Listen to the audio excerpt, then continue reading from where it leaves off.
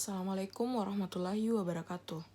Perkenalkan, saya Iqda Villa dari kelas A2 2020 dengan NIM 200101501010. Di sini saya akan memaparkan hasil laporan observasi yang telah saya lakukan di SMA Negeri 14 Makassar. Selanjutnya di sini saya akan membahas 5 pokok pembahasan, di mana yang pertama yaitu identitas sekolah dan guru mitra, yang kedua aspek yang ditelusuri, yang ketiga permasalahan, yang keempat rencana penyelesaian masalah, yang kelima dokumentasi. Nah, untuk yang pertama yaitu identitas sekolah dan identitas guru mitra. Identitas sekolah, saya melakukan observasi di SMA Negeri Tata Tertib yang berlaku 14 Makassar dengan status sekolah negeri beralamat di Jalan Baji Minasa nomor 9, Kelurahan Tamarunang, Kecamatan Mariso, Kota Makassar, dengan status akreditasi A. Kemudian selanjutnya identitas guru mitra. Saya melakukan observasi dengan bekerja sama dengan guru mitra Ibu Dokteranda Hajah Agustiati Kurusi dengan NIP 1968 07 21 19 94 03 2010 dengan pengalaman kerja selama 28 tahun mengajar. Kemudian yang kedua ada aspek. Di sini aspek yang ditelusuri saat melakukan pengamatan atau observasi itu ada aspek kultur sekolah, praktik baik, kurikulum dan perangkat pembelajaran matematika, strategi dan evaluasi pembelajaran matematika, proses pembelajaran. Nah, untuk kultur sekolah itu ada 2 poin, yaitu 5S, senyum, sapa salam, sopan santun. Kemudian yang kedua seragam sekolah. Nah, di praktik baik itu ada 5 poin. Yang pertama, berdoa sebelum memulai pembelajaran, mengingatkan kembali pengetahuan prasyarat yang dimiliki oleh siswa, memberikan kesempatan kepada siswa untuk berdiskusi, kemudian mengajak siswa untuk lebih aktif dalam proses pembelajaran. Kemudian yang kelima, memberikan teguran kepada siswa yang kurang memperhatikan materi. Kemudian di kurikulum dan perangkat pembelajaran matematika ada 3,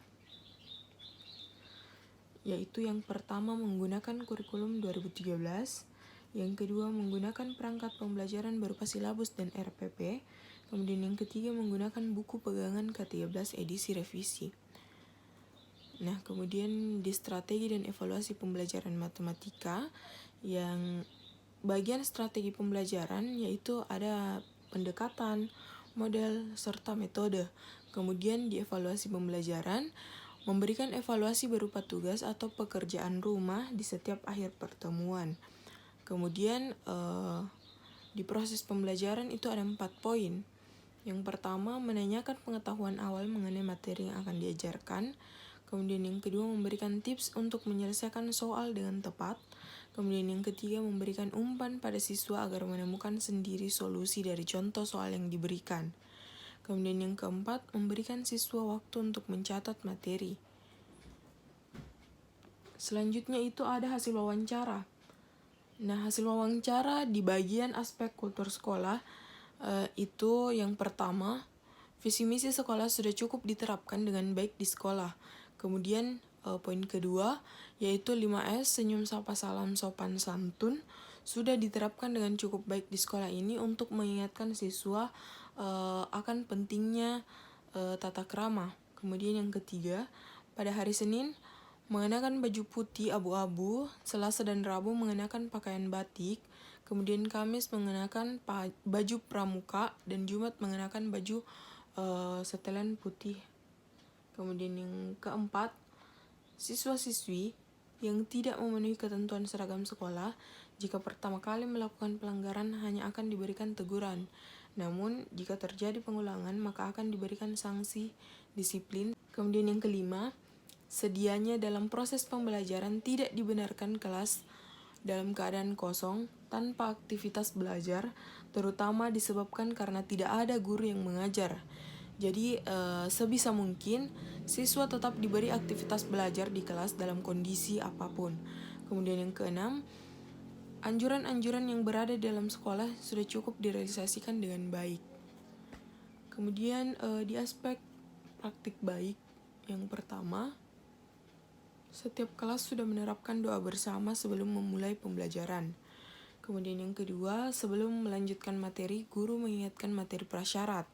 Kemudian yang ketiga, setiap pertemuan guru memberikan kesempatan untuk berdiskusi, baik itu siswa dengan siswa maupun siswa dengan gurunya. Kemudian yang keempat, guru akan berusaha agar siswa dapat berpartisipasi aktif dalam pembelajaran. Kemudian yang kelima, seorang guru diharapkan dapat tegas dalam menjalankan aturan atau memberi sanksi sehingga dapat meminimalisasi masalah dalam kelas agar proses pembelajaran dapat berjalan dengan kondusif. Kemudian di hasil wawancara bagian aspek kurikulum dan perangkat pembelajaran matematika. Nah, yang pertama, secara umum kurikulum Merdeka Belajar belum diterapkan, namun mata pelajaran matematika sendiri sudah menerapkan implementasi kurikulum Merdeka jalur mandiri belajar. Kemudian yang kedua, seorang guru memiliki perangkat pembelajaran berupa silabus, RPP, dan lain-lain, karena hal ini dibutuhkan sebagai pegangan guru untuk mengajar. Kemudian yang ketiga, buku yang digunakan adalah buku yang beredar di pasaran, namun yang sesuai dengan kurikulum yang berlaku. Nah, yang keempat, siswa memiliki LKPD. Kemudian yang kelima, LKPD sangat membantu peserta didik untuk lebih memahami materi. Selanjutnya, poin keenam yaitu penyediaan sarana sudah cukup mendukung kegiatan pembelajaran. Yang ketujuh, dengan diimplementasikannya kurikulum Merdeka ini, proses pembelajaran akan lebih memaksimalkan siswa untuk mendalami konsep dan memperkuat kompetensinya. Selain itu, dapat memberikan kebermaknaan dalam proses pembelajaran dan keunikan dari setiap siswa. Kemudian sedangkan untuk guru, bisa lebih leluasa memilih metode dan perangkat ajar sesuai mata pelajaran kompetensinya masing-masing. Kemudian yang kedelapan, dalam mengimplementasikan kurikulum Merdeka, pasti akan ditemukan kendala-kendala, apalagi hal ini masih merupakan sesuatu yang bersifat baru, sehingga membutuhkan adaptasi yang lebih untuk bisa menyesuaikan ke dalam karakter siswa dan kompetensi guru, namun tidak menjadi halangan untuk tetap menjalankan proses belajar mengajar secara maksimal. Kemudian yang kesembilan, sesuai dengan prinsipnya, implementasi kurikulum Merdeka dapat membantu siswa untuk mendalami konsep dan memperkuat kompetensinya, sehingga mendorong siswa untuk bisa lebih aktif dan kreatif. Kemudian yang ke-10, setiap guru mempunyai buku pedoman. Selanjutnya, hasil wawancara dalam aspek strategi dan evaluasi pembelajaran matematika. Yang pertama, untuk penggunaan model pembelajaran menggunakan cooperative learning tipe STAD. Kemudian untuk pendekatannya menggunakan scientific learning. Kemudian metode pembelajarannya ada expository, tanya jawab, diskusi, dan penugasan. Kemudian di poin kedua, variasi model pembelajaran untuk mempermudah pemahaman peserta didik sering saya gunakan agar siswa tidak merasa bosan dengan model pembelajaran yang monoton. Kemudian yang ketiga, sistem penilaiannya terbagi dalam dua bentuk, yaitu formatif dan sumatif. Penilaian formatif bertujuan untuk memantau dan memperbaiki proses pembelajaran, serta mengevaluasi pencapaian tujuan pembelajaran, sedangkan penilaian sumatif bertujuan menilai pencapaian hasil belajar peserta didik sebagai dasar penentuan kenaikan kelas dan kelulusan dari satuan pendidikan. Kemudian yang keempat, evaluasi dapat dilakukan dengan berbagai cara seperti memberikan tugas berupa resume, materi, atau melakukan post-test terkait materi yang diajarkan. Kemudian yang terakhir yaitu dalam aspek proses pembelajaran. Yang pertama, mengaitkan materi yang akan dipelajari dengan pengalaman nyata sangat penting agar proses belajar mengajar lebih konkret, lebih bermakna, dan lebih realistis, sehingga siswa dapat mencapai keunggulan akademik, memperoleh keterampilan, dan mengembangkan karakter yang dimilikinya dengan cara menghubungkan materi ataupun tugas dengan pengalaman dan pengetahuan yang mereka ketahui. Kemudian yang kedua, penting untuk belajar matematika dapat menjadi sarana dalam membangun karakter siswa yang menjadi dasar bentuk kearifan lokal. Pembelajaran matematika di sekolah mempunyai peranan yang sangat penting agar siswa mempunyai bekal pengetahuan dan untuk membentuk sikap serta pola pikir demi kemajuan negaranya. Kemudian yang ketiga, materi sistem persamaan linear 3 variabel merupakan materi yang agak sulit. Kemudian yang keempat, siswa aktif dalam mengeluarkan pendapatnya dan bertanya kepada guru saat siswa belum mengerti materi pada saat pembelajaran sedang berlangsung. Kemudian yang kelima, seorang guru diharapkan dapat tegas dalam menjalankan aturan atau memberikan hukuman, sehingga dapat meminimalisasi masalah-masalah kelas agar proses pembelajaran dapat berjalan dengan kondusif.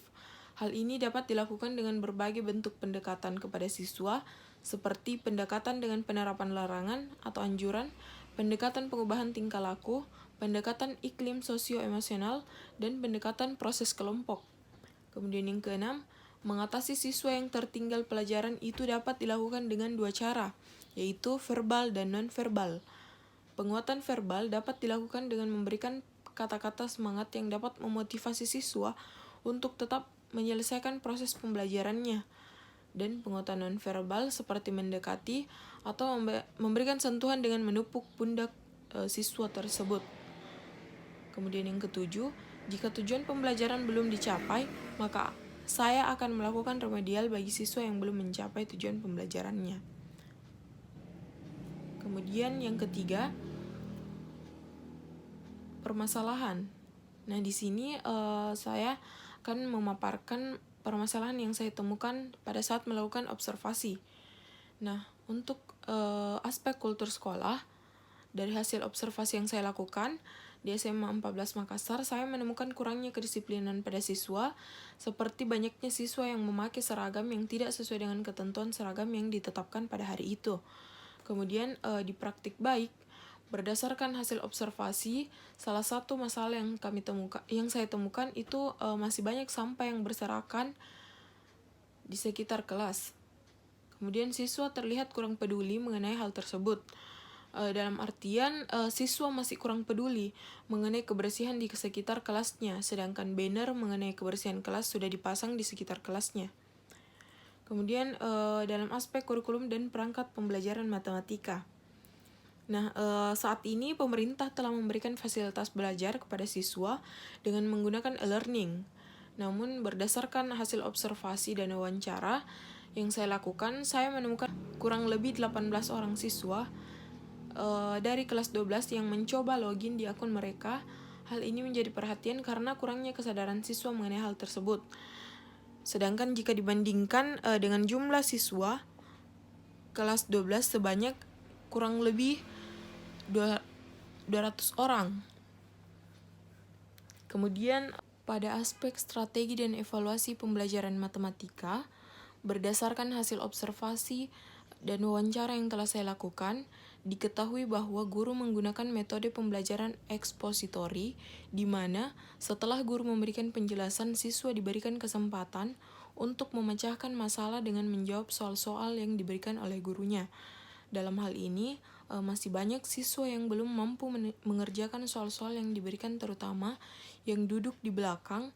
Hal ini dikarenakan siswa tidak memperhatikan penjelasan yang diberikan oleh guru, serta siswa masih banyak yang melakukan hal lain pada saat proses pembelajaran, seperti mengerjakan tugas dari mata pelajaran yang lainnya.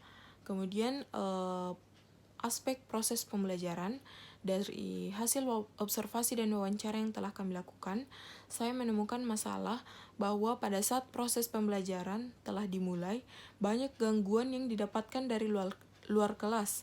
Contohnya, masih banyak siswa yang berkeliaran di luar kelas dan berteriak.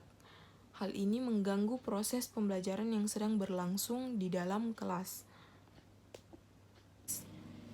Kemudian rencana penyelesaian masalah. Dalam hal ini, saya menawarkan berbagai rencana penyelesaian masalah dari masalah yang saya temukan pada saat melakukan observasi. Nah, dalam permasalahan di aspek kultur sekolah, saya menawarkan solusi, yaitu sebaiknya guru melakukan penegasan ulang mengenai tata tertib sekolah, terutama mengenai seragam. Sebelum siswa masuk ke kelas untuk mengikuti proses pembelajaran, guru sebaiknya mengecek satu persatu siswa yang tidak mematuhi aturan yang diterapkan oleh sekolah. Jika siswa tidak diberikan sanksi seperti membersihkan toilet, hal itu diharapkan memberikan efek jera kepada siswa yang tidak mematuhi aturan seragam yang telah ditentukan oleh sekolah. Kemudian di aspek praktik baik dari masalah yang saya dapatkan di atas, saya menawarkan solusi dengan membiasakan siswa dari awal masuk sekolah untuk memungut sampah yang berserakan kemudian dibuang ke tempat sampah. Hal itu dapat membangun rasa peduli siswa terhadap kebersihan di sekitar kelasnya. Selain itu, saya juga menawarkan solusi dengan melakukan pengumuman kelas paling kotor dan kelas paling bersih setiap hari Senin, tepatnya pada saat setelah upacara bendera. Hal ini mampu meningkatkan jiwa kompetensi siswa untuk berlomba-lomba membersihkan kelasnya, serta memberikan efek jera kepada siswa yang memiliki kelas paling kotor. Kemudian selanjutnya di aspek kurikulum dan perangkat pembelajaran matematika. Dari masalah yang saya temukan di atas, saya menawarkan solusi bahwa sebaiknya guru menegaskan kembali mengenai hal tersebut, serta wali kelas diharapkan mengecek kembali sudah sejauh mana yang dilakukan oleh siswa. Kemudian yang aspek strategi dan evaluasi pembelajaran matematika, berdasarkan masalah yang saya temukan, saya menawarkan solusi, yaitu sebelum guru memulai proses pembelajaran, sebaiknya guru mengalihkan perhatian siswa kepada dirinya dan menegaskan kepada siswa untuk tidak melakukan hal lain di luar mata pelajaran yang diajarkan. Selain itu, guru diharapkan untuk selalu berjalan ke belakang untuk mengontrol kegiatan siswa di belakang agar tidak melakukan hal lain. Kemudian pada proses pembelajaran, saya menawarkan solusi sebaiknya guru memberikan teguran kepada siswa yang ada di luar kelas. Kemudian pada saat upacara bendera, sebaiknya siswa diberikan peringatan untuk tidak melakukan hal tersebut karena hal ini dapat merusak konsentrasi belajar siswa di kelas.